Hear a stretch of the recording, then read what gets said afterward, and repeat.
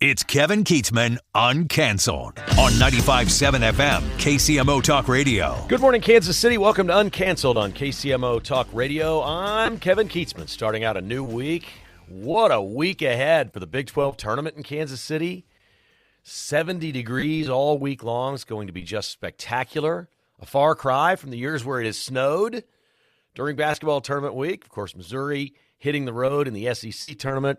We've got them all lined up. K-State will play Tuesday, Kansas on Wednesday, Missouri on Thursday, and then, of course, the big dance begins next week. It's going to be a whole lot of fun. So we'll talk at the back end of the show today a little bit, some college basketball, if you will. We'll also save a minute or two to talk about Xavier Worthy and what happened with the Chiefs wide receiver over the weekend as he was making news for the wrong reasons, and even though he appears to be in no legal trouble at this point, what a sordid affair in that young man's life, dealing with being a multimillionaire professional football player and all this craziness domestically at home, because it is a wild story about what's going on with Xavier Worthy. We begin today, though, talking about something that I've been addressing for the past couple of months after Donald Trump took over as president of the United States, and that is we've all had a lot of laughs. We've had a lot of fun. Every single day it's felt like winning, winning, winning.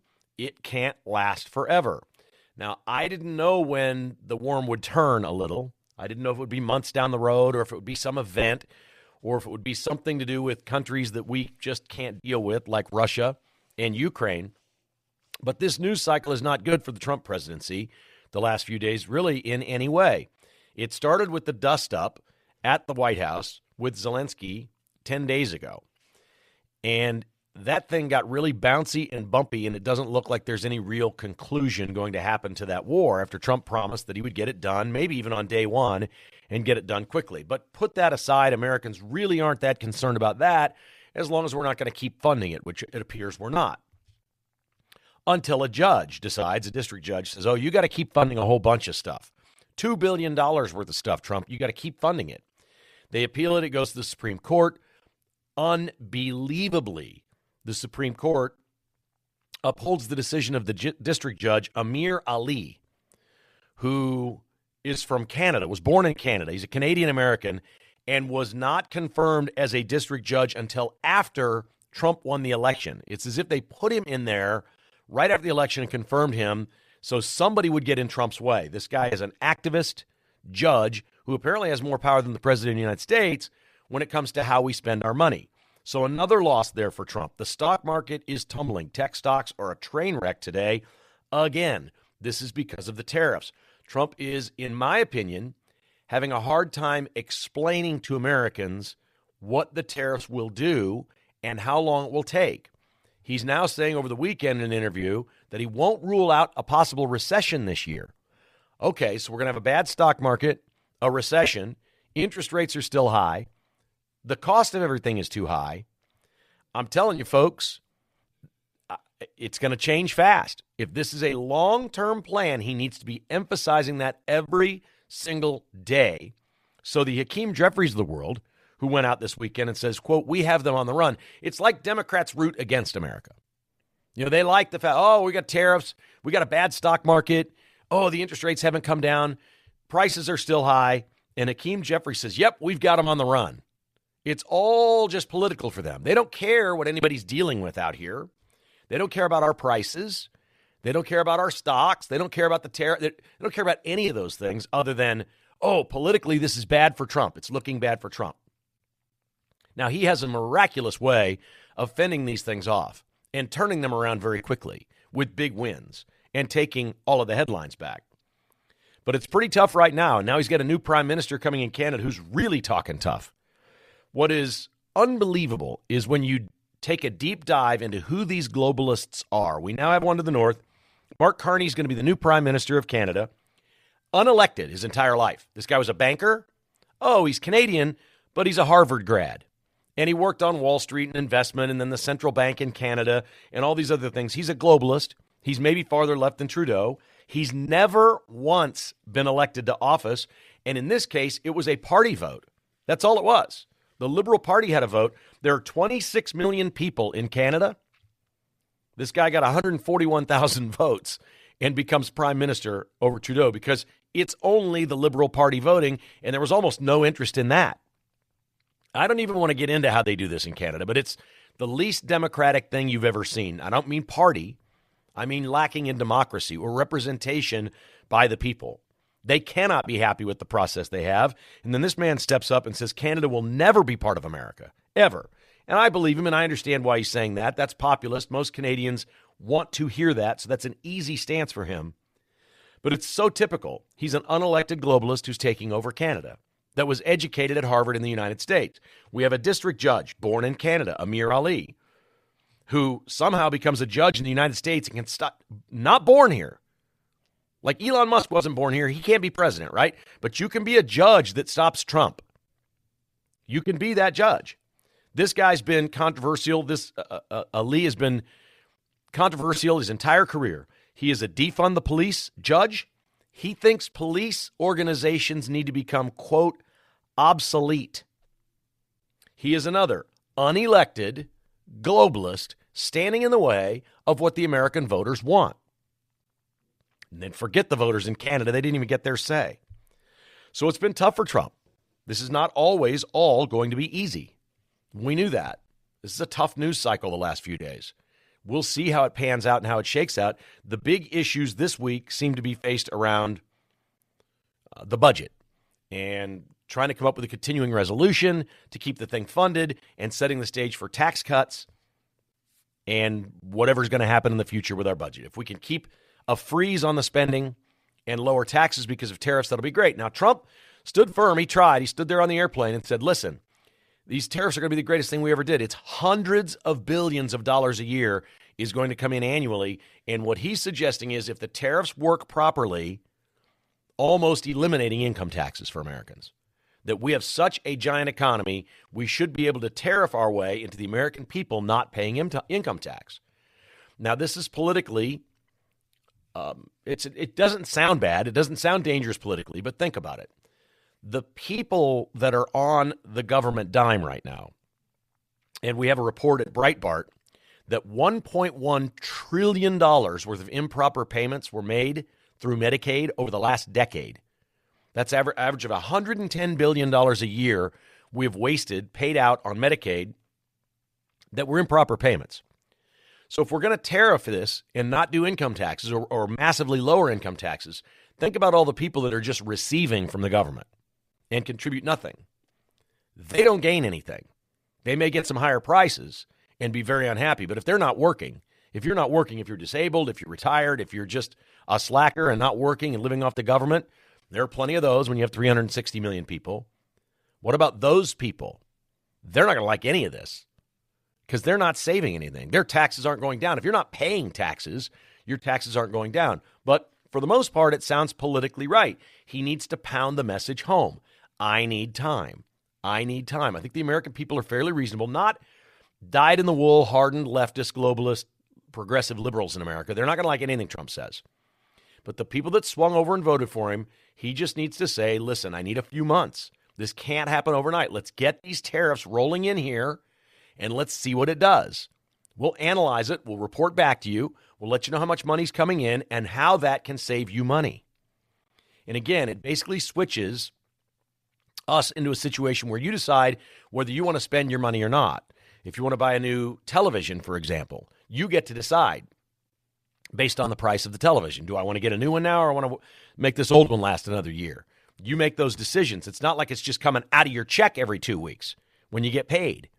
When your taxes go down, that money doesn't come out. You get to decide how to spend it. And yes, if that television that came from Japan or South Korea costs a little bit more, you're going to get to make the decision whether or not you want to spend your money or not. I love that. That fits right in with who we are as conservatives. We determine our own fate. We make our own decisions. We don't like the government just imposing things on us, and there's nothing more imposing than income taxes. Nothing. You know, the old death and taxes thing, right? Nothing's certain in life except for death and taxes. That's it. Well, maybe not. Maybe we can find a better way, and maybe we can turn this news cycle around a little bit because it has not been a particularly good one for Donald Trump. We'll see what he has up his sleeve this week. He's going to be working with the House. They're going to work on a continuing resolution, keep the government funded. There's going to be a lot of talk about tax cuts. He just needs to drive home. We're going to be able to cut taxes because of the tariffs, if this is what he's going to do. Listen, I'm the last guy on earth you want to listen to on whether this is the right thing to do or the wrong thing to do. But I will tell you this. I trust Donald Trump and the people around him. I trust that they're going to do the right thing, that in the long term, this will be great for America. Everything I've watched for his first 2 months has looked right to me. It sounds right. It's about cutting costs. It's about finding waste and fraud. And it's about taking care of taxpayers. And we're the shareholders of the company. We're not on the board. We don't have a board seat, but we're all shareholders in this company. The company is the United States federal government. And we're all shareholders if you're paying income tax. And I trust that that's exactly what these people are all, everybody surrounding himself with are these big corporate types that know how to run these giant companies and take care of their shareholders. And that's what they're doing. Marco Rubio helped out a little bit. He came out and said, listen, I know this $2 billion that we have to spend to U.S. aid because this judge ruled this. He said that's just a drop in the bucket, folks. 83% of the spending at USAID, 83% has been cut. It's gone. If I remember right, I think they said their budget was about $50 billion a year. So 83% of that is cut. That's incredible. That's about $41.5 million. If my math is correct, that's about $41.5 billion that they have cut out of USAID. So we will take that one. If you'd like to join us on the show, we'd love to hear from you. 913-408-7957. The phone lines are open right now. Don't forget, on Friday, it's Pi Day. I know you may be locked up in college basketball or whatever. 3/14 is Pi, P-I. So it's pizza day. And if you go to our Cumulus Radio website, sweetdeals.com, on Friday, you can get $25 for $25. You can get $50 gift cards at Old Shawnee Pizza, Pizza Taccio, and Papo's Pizza. It is a great deal. That is one day only on Friday at sweetdeals.com. If you want to learn more about it, go to that website, sweetdeals.com. Save big on Pi Day pizza this Friday. Uncanceled continues on KCMO Talk Radio.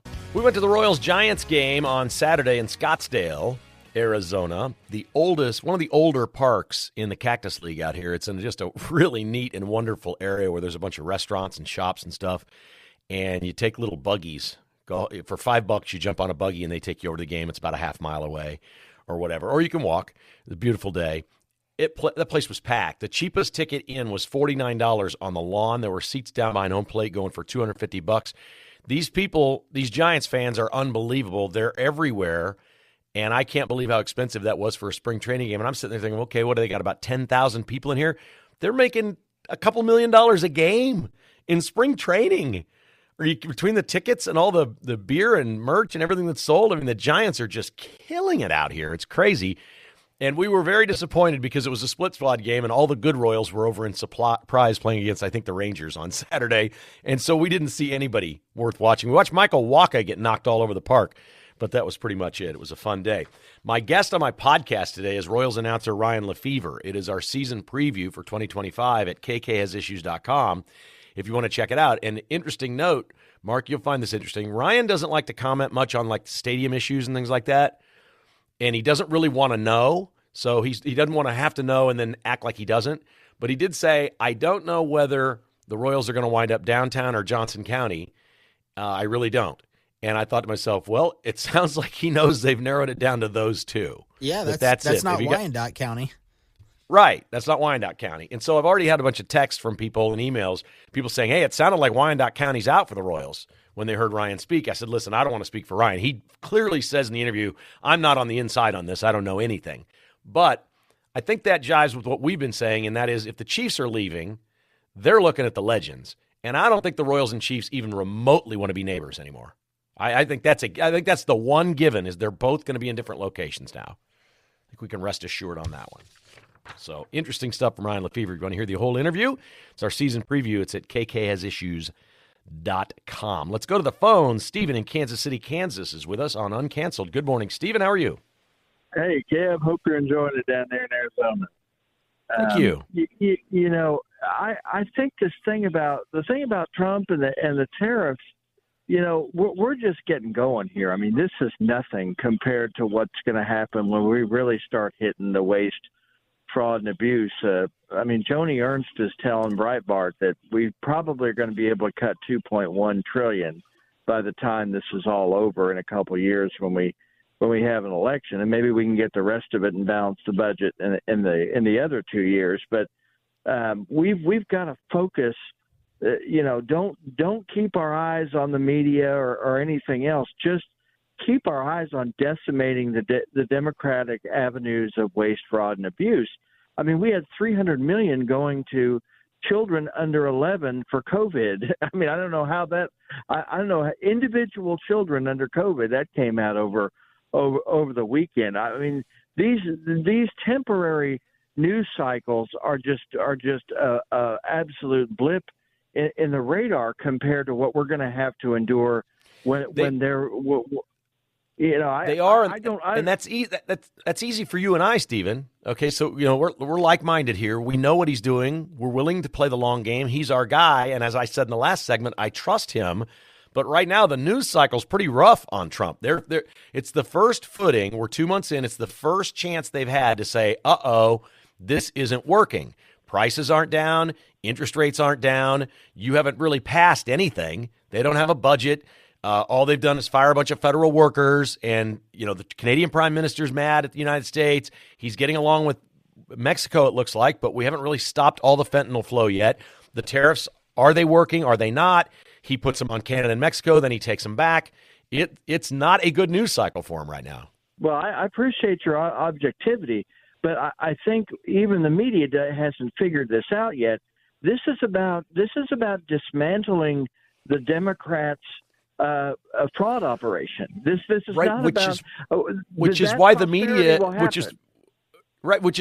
is going to jump all over Trump. They're trying to stop him. They don't care about any good news. They want desperately for more and more and more bad news every hour, every day. That's what they're clamoring for. I hope we give it to them, because we should decimate the divisions that are absolute. Complete fraud, waste, and abuse centers. I mean, I don't understand. You're correct. What's the negative? What's the negative here? Right. You're correct. All right, thanks, Steve, for the call. I love that. But here's the thing. When we talk about lowering spending, when we talk about cutting jobs and doing those things, and Democrats scream and get outraged and say they're against that, most Americans are like, you're clowns. You're idiots. If you think we can't cut government spending, you sound like a fool. But this latest rounds of stuff that have happened for Trump, it makes more sense when you start to say, okay, it's been a couple of months. These tariffs are going in. Look at the stock market getting pounded. You're not making any more money. Prices haven't come down. Interest rates haven't changed. And now he's jacking with every country around the world, angering them with all these tariffs. In the big picture, for me, I can sit back, as I said, I'll trust the guy. I've got time. We'll wait it out. Let's see what happens here. If this could work to where we can balance a budget and bring in hundreds of billions of dollars a year from other countries through tariffs and tax American citizens less, I am all in, even if it's a rocky ride for a year or two to get there. But the news cycle, this is where it does make sense for most people. They start saying none of this stuff has happened. He's talking big. He put the tariffs on, then he took them off. He's wishy-washy, doesn't know what he wants. That will stick. This cutting government jobs and reducing spending doesn't stick with the American people. They hear Democrats screaming about that, and most people are like, well, those people are fools. Of course we want to cut government spending. We think the government's too big. Most people don't like the federal government. Don't like government at all. Most people, if you poll them, they think they're lazy, they don't do a good job, they spend too much money, and they don't really care about the taxpayers. So we're all in agreement on that, but the thing has turned the last few days, and Trump's going to have to wade through that. 913-408-7957 if you'd like to join us on Uncanceled. This is KCMO Talk Radio. All right, let's hit on a couple stories a little closer to home here. Our good friend Mike Thompson, who I used to work with many years ago back in the day in television, who is a Kansas state senator, is calling for the state of Kansas to change the way Supreme Court justices are elected in Kansas. He says it's done currently by, quote, a secret nominating commission. And it must end. It should be a vote of the people. Interesting concept. It is not the same as the federal government, the way they do it in Kansas. It is different. It doesn't get approved by the Senate, which would change things dramatically. In other words, if Laura Kelly said, I want to nominate this person, it goes over to the Senate votes, and they probably wouldn't nominate that person.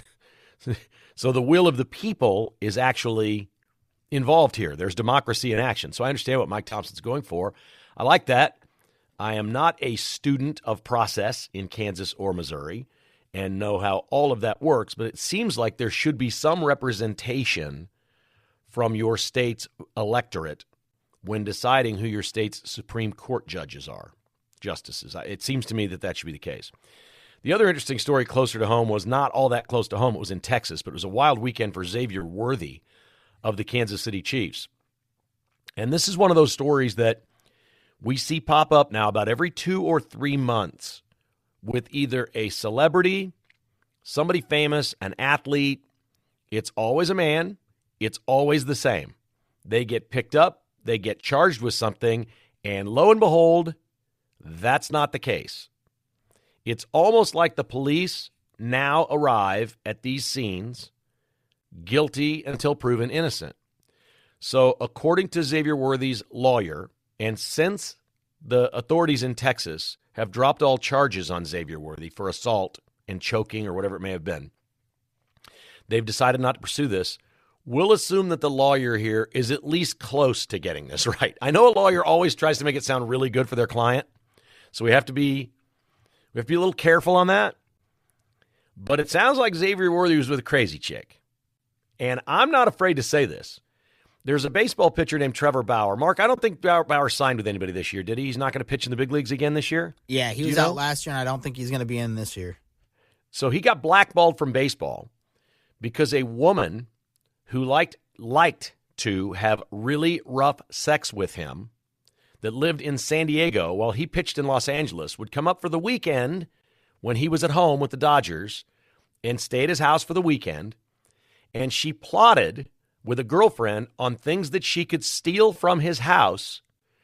And if she had rough enough sex with him and he bruised her up a little bit, she could have him charged and extort money out of him. Dude's worth $200 million. This happens, and I'm not justifying Xavier Worthy and his choice in a girlfriend or the way they treated him. I'm not saying he's innocent. I'm not saying he's great, okay? And I'm not justifying Trevor Bauer's way of life or any of these other people that this has happened to. But the bottom line, it was consensual rough sex. That's what it was. It wound up getting him blackballed by Major League Baseball. He's out. Nobody will touch him. At this point, they won't touch him because they don't want all the salacious stories coming up of all the rough sex and what he was into and that sort of thing, because that all just comes back. The guy can flat out pitch, but he's been blackballed. And so what happened was he said, I'm not taking this. Okay, not only did I not do anything wrong, this woman was trying to steal from me, and then she tried to extort me, blackmail me over all this, and I'm not going to do that. He's a wild personality, but he went back after her, and he countersued her, and he won. He won $1 from her. That's all he wanted was $1. But he wanted to clear his name and prove that this was all her, that it was a setup. Now, I'm not going to say Xavier Worthy's issue was with a setup, but this is happening everywhere in our society. And I think equal justice under the law is a great thing to strive for, and I don't even remotely think it's possible. We've certainly seen it depending on what your skin color is, and we absolutely see it depending on your gender. When was the last time you heard of a woman charged and convicted of assault against her husband or boyfriend? It doesn't happen.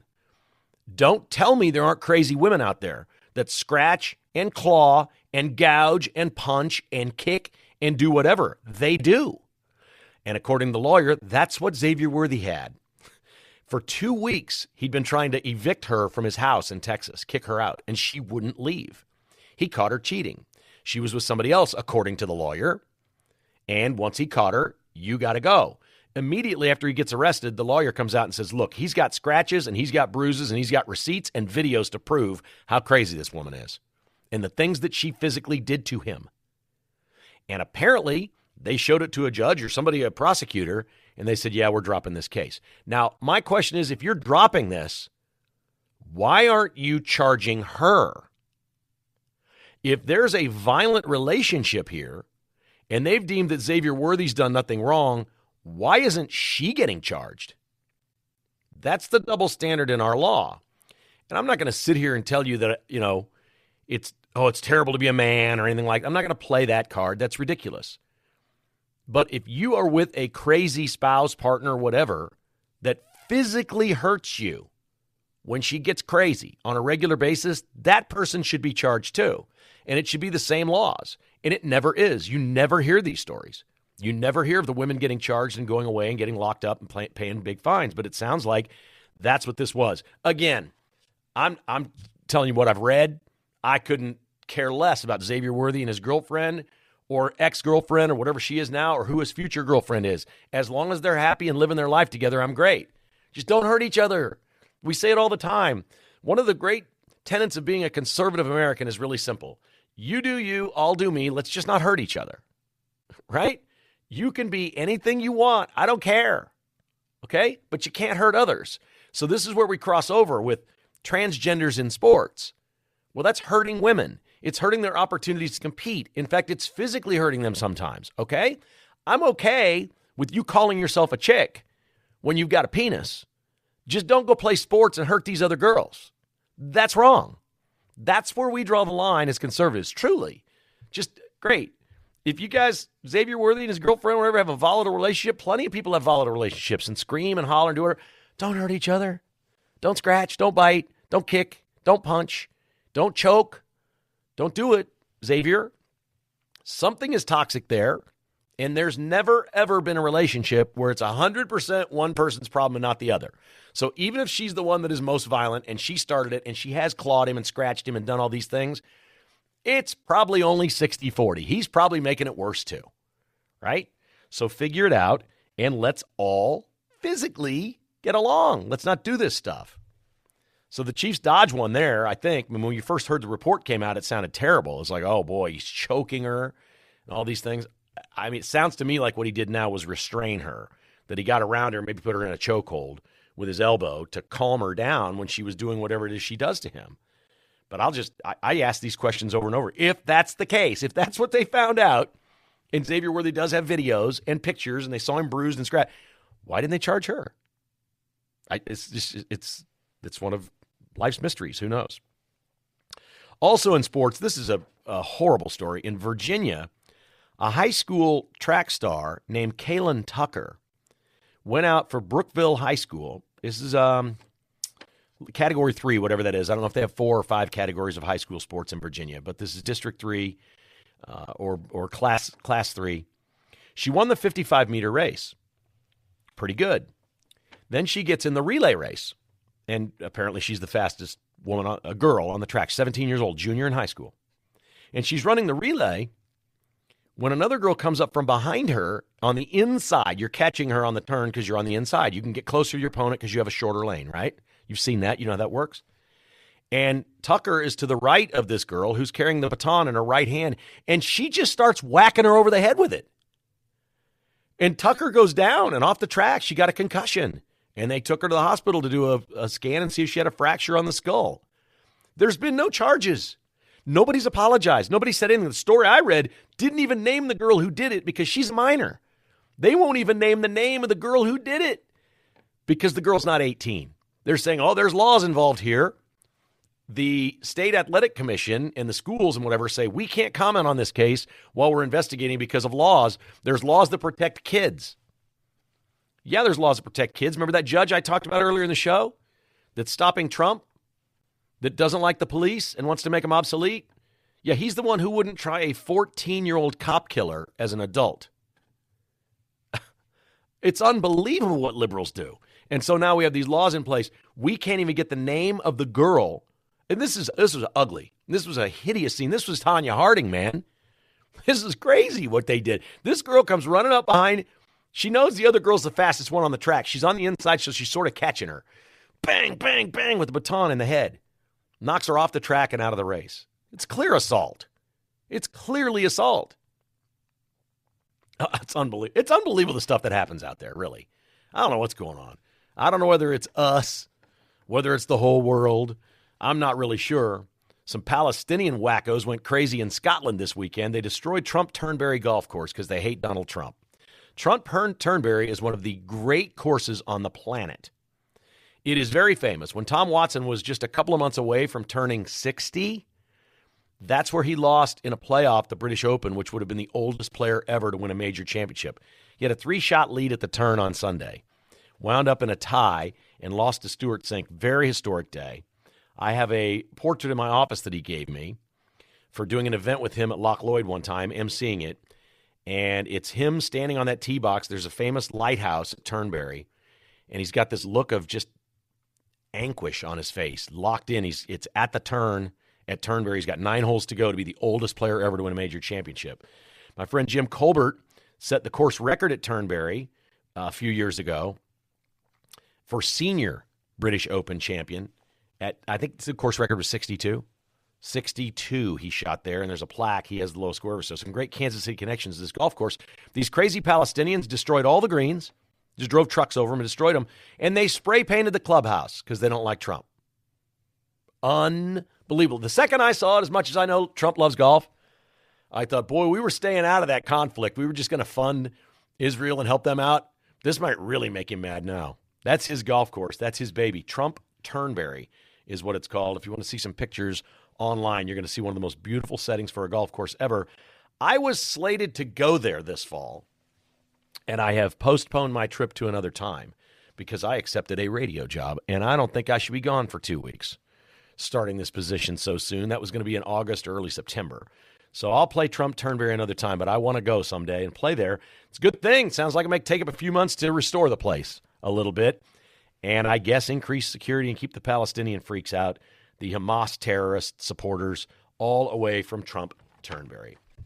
This is Uncanceled. I'm Kevin Keatsman. Our phone number, if you'd like to join us, is 913-408-7957. We got more coming up. We'll check in with Mark. We'll talk about the Chiefs signing some players. And, did you see all the incidents and arrests in Manhattan on Saturday at Fake Patty's Day? We'll get into that next on Uncanceled. In just a couple minutes, we'll check in with Mark. Got some good stuff for him. First, we'll go to the phones. Eric's been waiting patiently through the break. Thank you, Eric. I appreciate that. You're in Overland Park today. What is on your mind? Good morning, Kevin. Yeah, the two things. First of all, I'm the one that sent you an email about your autofill problem on Outlook. Did you ever fix that problem? My the fours? Yes. Yeah, we did. We got it. Okay. It was just a little snag in the keyboard. Okay. That was the other thing, is that sometimes it gets jammed. Okay. Yeah. But I was really calling you about what you said with the Xavier Worthy assault. Fox 4 had a March 8th article. It's still online, and they said he declined to press charges. That's why they didn't bring him against her. Yeah, but this happens all the time against. He wouldn't do it. He right, I understand, but oftentimes in these cases, even if it's the woman claiming against the man, she doesn't have to press charges. They charged Worthy, so he was originally arrested. That happens first, and if you want to decline the charges after that, that's one thing. But there was no arrest record on her. Right, and I think the reason for that is what you talked about. I'm not arguing that it should. I think she should have been arrested, to be honest with you. Yes, I'm she should be arrested.